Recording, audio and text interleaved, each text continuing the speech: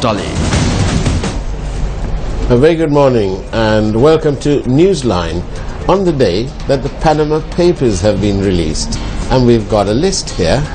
It's all there. We'll talk to you about that shortly.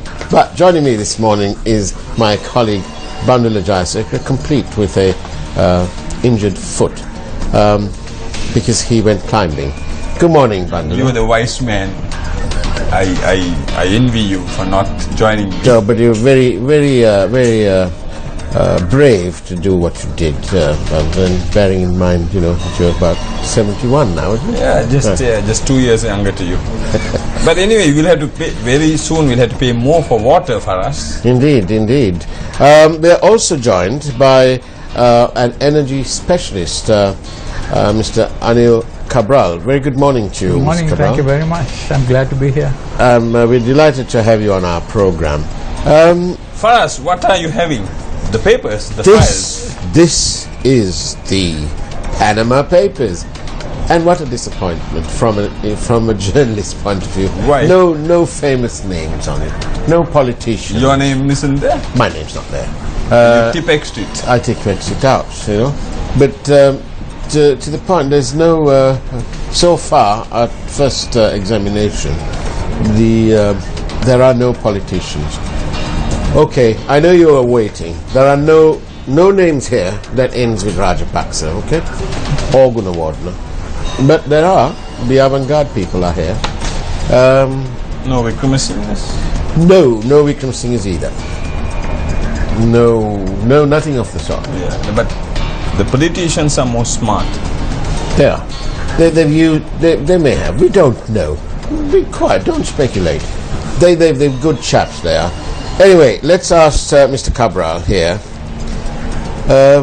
Mr. Cabral, how much of emphasis should be placed on renewable energy by Sri Lanka? I think in today's context, it should be an enormous amount of emphasis because, as you've seen elsewhere in the world, renewable energy costs, solar, wind are coming down tremendously. Sri Lanka, I think, is blessed with huge renewable energy potential. For example, NREL in a study, National Renewable Energy Lab from the US did a study several years ago, and they estimated the total wind potential in Sri Lanka as 20,000 megawatts, which is about today is about 5 times Sri Lanka's total generation capacity.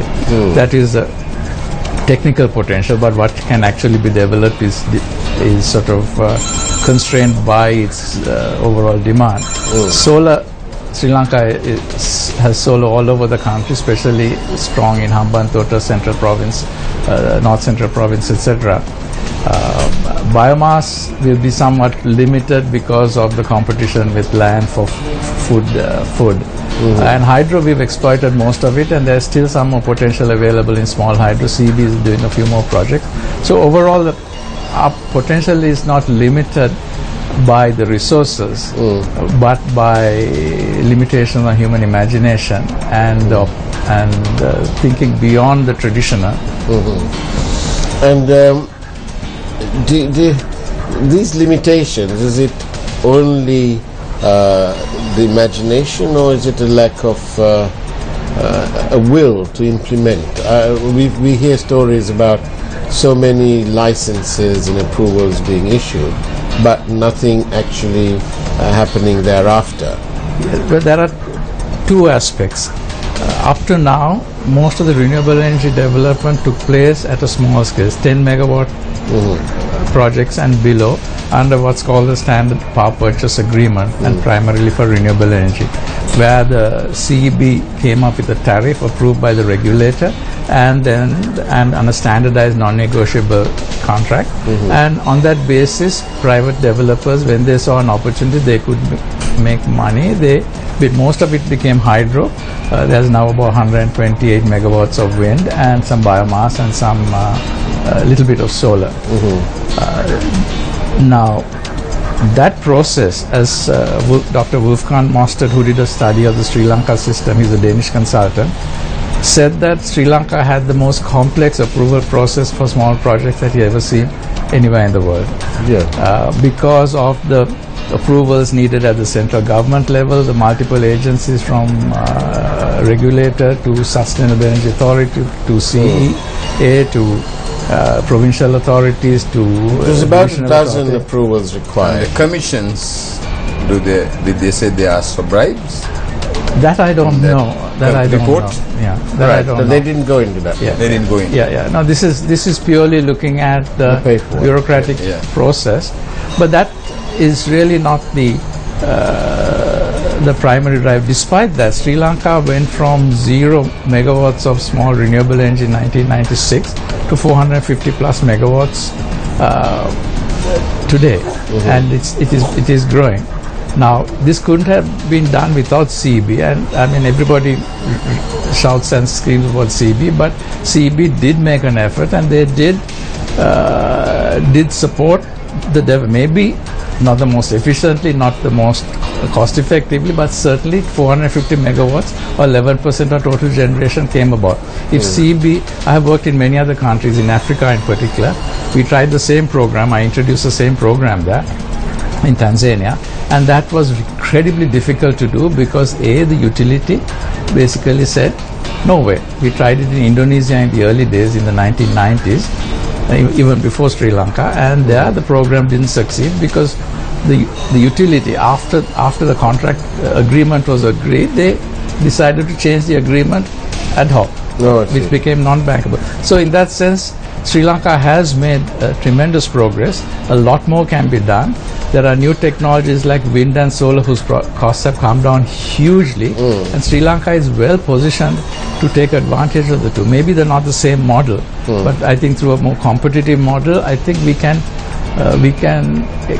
exploit these to their fullest extent. The only barrier there at the moment is changing the mindset of the utility from being a centrally managed utility with large-scale generation, long transmission lines, distribution network, the traditional model that has been there for maybe 50, 100 years.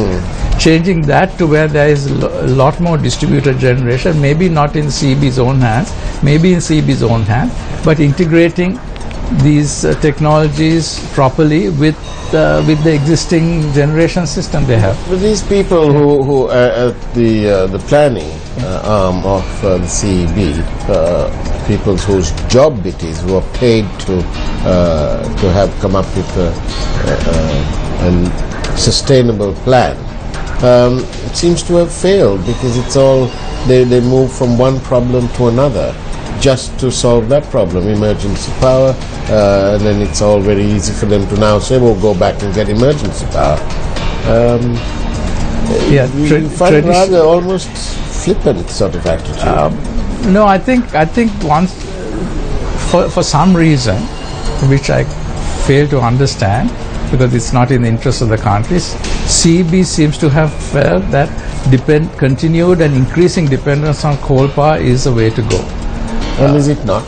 I don't think so. Certainly we already have Norachelli and it has problems, but that is beside the point. The issue with coal is, see, when they do their expansion planning, they do that expansion planning in US dollars. Right? So, and they assume that the price of coal or any other fuel doesn't change over a 30-year period. It doesn't go up, it doesn't go down, and it remains the same. So when you do that analysis in US dollars, what it fails to take into account is that the Sri Lanka rupee currency depreciates. I looked at the data from using central bank data from for the last 30 years. The average annual currency depreciation rate is about 5.6% a year, which means that every year the price of coal, even if the dollar price remains the same, the price will go up 5% a year.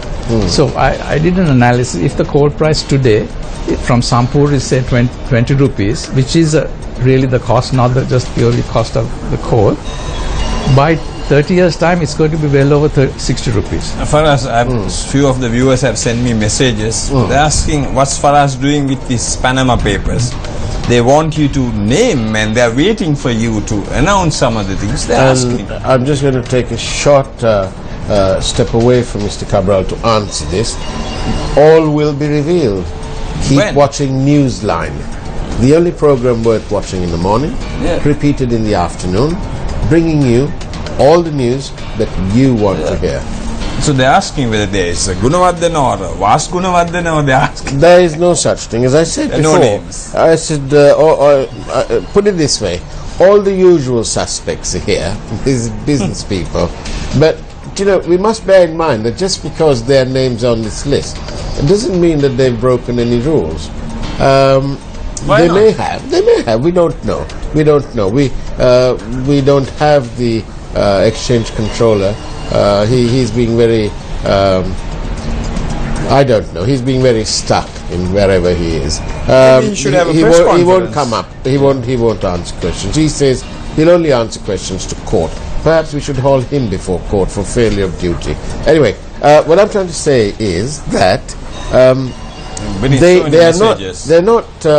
It doesn't necessarily mean that it's illegal. Okay, it becomes tax evasion if you have deliberately withheld those assets held abroad from the tax authorities in Sri Lanka.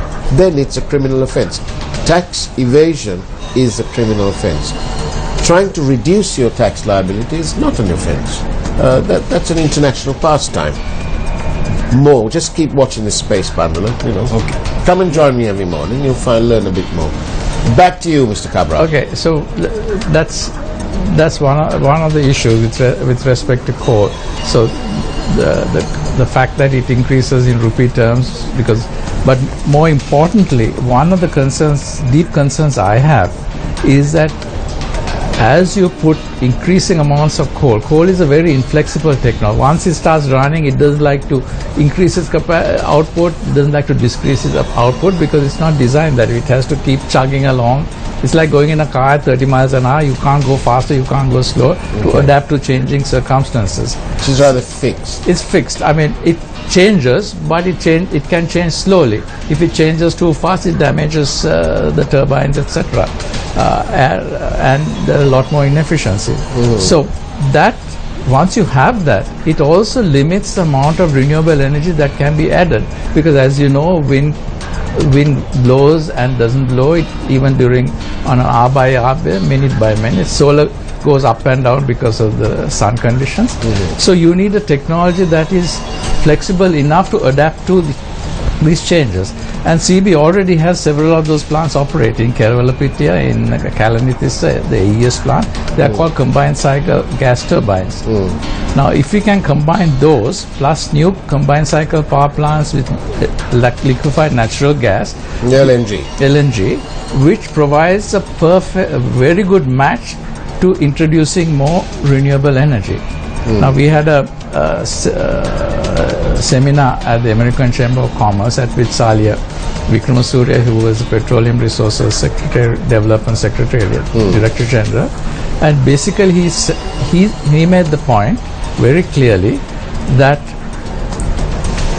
Sri Lanka has natural resources offshore. Right.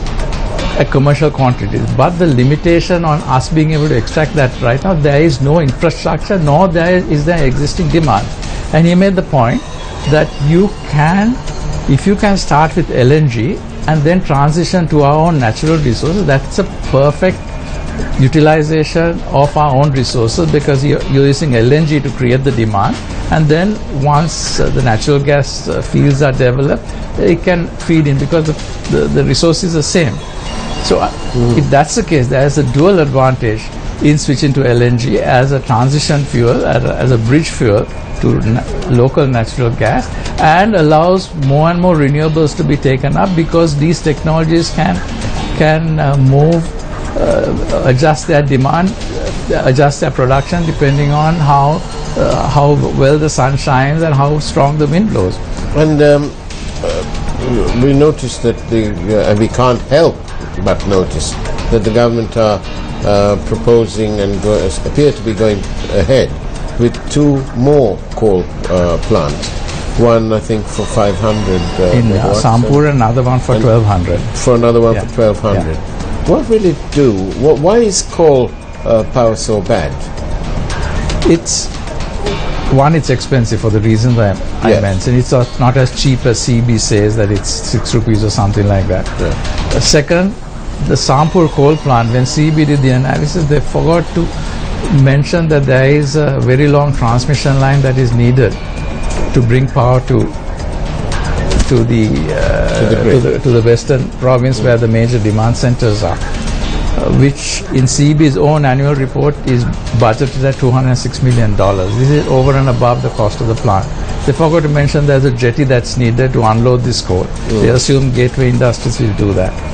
So if you don't take those costs into account, you can make anything look cheaper by avoiding. But why are they pushing it so much? I don't know. I think I have no idea. I think maybe they're familiar with it. Unfortunately, if they are really familiar with Norachal, should have made them a little scared or concerned, because it is not the best functioning coal plant in the world. No, can I just interject there? But the other issue is on the environment side. I think Vidura and the others were on this show previously, so I don't want to dwell. But certainly the coal fly ash, the coal ash, the discharge of water into originally into Kodia Bay in Trincomalee Harbour. Now CEA wants them to discharge it to the open sea. So those, and now that people have moved into that area, now that the security situation has eased, people are moving back into Sampur. Sampur, I wish I had visited. It's supposed to be incredibly beautiful, richly biodiverse area. So to take a place like that and to pollute it, I think it is, and then bring the power somewhere else to enjoy in beautiful Colombo, I think it is doing a disservice to people in that area too. Let's take a small commercial break, and we'll join you shortly. Do stay tuned to Newsline.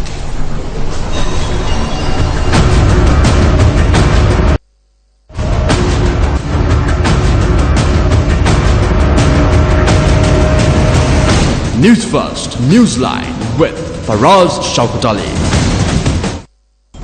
Welcome back to Newsline, live from the Newsfirst studios in Colombo. And our guest this morning is a renewable energy specialist, Mr. Anil Cabral. Mr. Cabral, so coal is really long-term bad news. Yes, and it also will limit the amount of our own natural renewable energy resources we can use, because of its inflexibility and inability to work in a complementary fashion with renewable energy, particularly wind and solar. We say it's bad news, but why is the government hell-bent on doing this, in your view, as an expert? I do not know. I think they always, whenever the experts in the government, whether it's the CB or the ministry, when they talk about it, they always say coal is cheap, and they quote this price, 6 rupees a kilowatt hour.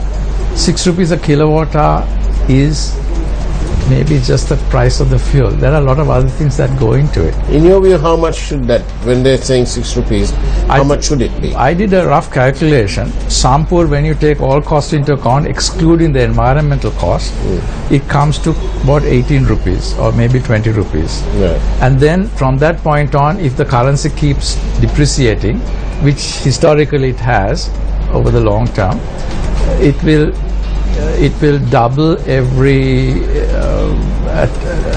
15 years or so. So in 30 years you will have 60 rupee coal, right? Even if everything else remains the same in rupee terms. In dollar terms it might remain the same, but for us it's irrelevant. The other issue that is not costed, when CB justified coal in its long-term expansion plan, they assume that the environmental cost is 0.001 euro cents per kilowatt hour, which is about 17 rupees in today's currency. The Sri Lanka Carbon Fund, which is under the Ministry of Mahavali and Development and Environment under President Sirisena, issued a report for the Petroleum Resources Development Secretariat to do a demand assessment of natural gas. They estimated the environmental cost purely due to air emissions at roughly US$11 cents a kilowatt hour. US cents 11 a kilowatt, which is about 100 times higher than CB's estimate. Now CB's own studies show that if the pollution is costed at 4.8 cents a kilowatt hour US, the solution is LNG and not coal. Right. So clearly there is a point at which coal no longer becomes the least cost from an economic point of view, and according to the government's own other ministry, it's more than double that. So obviously a rational person would say, okay, don't do coal, go for LNG.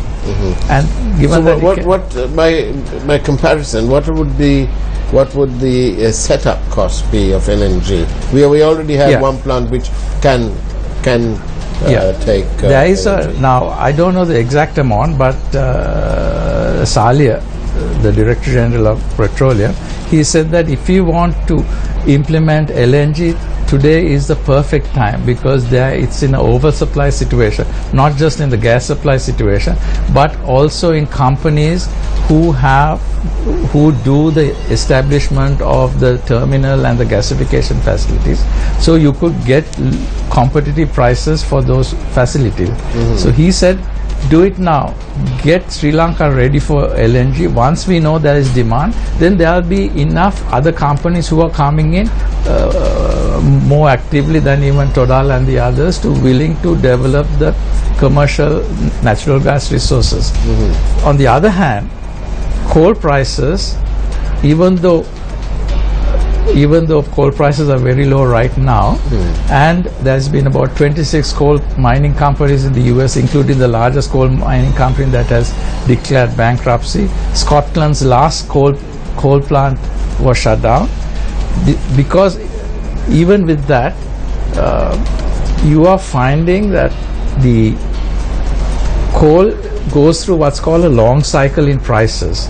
Now we are almost at the bottom of one of those long cycles, which lasts 20 years, and the price is trending upward. Will start trending upwards if the long cycle continues again. If that 20-year cycle, then we are starting a coal plant at the beginning of a price increase cycle. So all those factors have to be taken into account, not today's prices, but what are the factors affecting price in the future. So my feeling is that I do hope the Ceylon Electricity Board, as well as the ministry, takes these factors into account and does a proper assessment before jumping into committing to 1700 megawatts more of coal in Sampur. The problem is they don't. Now you said this report issued by the ministry, which is under the president. But they don't. I don't think that came out in 2014. The CEB's expansion planning data dates back from 1993, over 20 years ago, based on data from India and other countries at that point. So I wish this message would get through to them, that you are making a commitment not just for this year but for the next 20 or 30 years. So it is a very, very serious commitment. The other point we have to bear in mind is that several countries have already introduced us carbon taxes based on the carbon intensity of their producers within the country. Now WTO recently had a ruling, I think it was last year, where they ruled countries that have a carbon tax on their own manufacturers can impose an equivalent carbon tax on produce that they import into the country from producers like Sri Lanka, depending on their carbon intensity. Right now Sri Lanka is in a very good position. Our carbon intensity per kilowatt hour is very low. Imagine if CEB's plans are going from 900 megawatts of coal to over 3,300 megawatts of coal by the mid-2020s. Our carbon intensity will go up. And with the Paris Accord that we just signed into, if more countries started introducing carbon taxes, and then they say we need to have countervailing duties on imports that are carbon intensive, Sri Lanka could be disadvantaged. We don't need any more disadvantages on our exports. So do you think these decisions to have coal power, both these new plants, are designed to meet political realities. I don't know. I'm not a politician. But certainly it doesn't. From a logical point of view, it baffles me. No, it also baffles me a little bit. They keep saying about this ash and so on. Yeah. So Norwich is being going 900 megawatts or around that figure. So where's the ash? Where is it lying? Ash is. How long does it take for these the bad things to happen? Is it over a period of? Well, what? I don't know whether you've seen some of the video recently that was out on the disaster in Tennessee. The Tennessee Valley Authority had a large coal plant, and they had a big ash pond, which the dam broke, and it flooded the whole area, and that place looks like a war zone. Place covered with ash. Water is polluted, fish are dying. The video is on YouTube. I think it's worth. Now, in the case of Norochali, the requirement was that the fly ash. The original promise was that the fly ash will be bought completely by Holcim for their cement manufacturing, and that's also questionable. This fly ash has a certain amount of radioactivity in addition to mercury and other heavy metals. If it goes into cement, where does the cement end up? In our buildings, in our walls? Is that such a good idea? From what I understand, that the quality of the fly ash is not good enough, and Holcim is not by more than 30% of the ash that is being produced. So it is lying on site. It is supposed to be water sprayed. From what I hear from others who have visited that area, the fly ash is blowing during the monsoon into the farmers' fields, etc. CB has already paid compensation to, I think, 22 farmers for the damage caused by the fly ash. So there's a problem. There seems to be a problem. Continue to lie and do like what we Well, at said the moment about they have this, no choice but to run those plants, even though first phase of Norochali has been out of action now for many days. I don't know, for weeks probably. And is it right for them? They keep saying that they need these things because they need a good or a good level of base load of power. I think base load is. Yes, I think I brought this chart which might explain it. Yeah. Right. This is from the regulators. Yeah. Right. If you see, this is the yellow is the coal at the bottom. Right. The red is CB's own oil plants. Right. The purple is the IPPs, Right. and the blue is the hydro. Unfortunately, right. The coal could have been higher, but one plant is 250 megawatts or 280 megawatts is out of commission. So there's a lot more oil being used. So what CB calls, this is the base load. If you take a look at how generation is being planned now, it is, they don't talk about base load, intermediate load, peak load. They are trying to figure out how all these technologies can blend together, and there is a increasing attention to minimize having steady operating plants, but to have plants that are more flexible, what are called mid-cycle plants, plants that can provide a steady load but also can go up and down depending on demand changes. Mr. Cabral, I'm very unfortunate we've come to the end of a fascinating explanation from you. Thank you very much. We hope that you will join our network on our other programs to take this very important message to the people and to our legislators too. Thank you very much for being on Newsline. Bandla Jayasekara, thank you. And thank you for watching Newsline. On that note, we'll wish you a great day. Take care and God bless.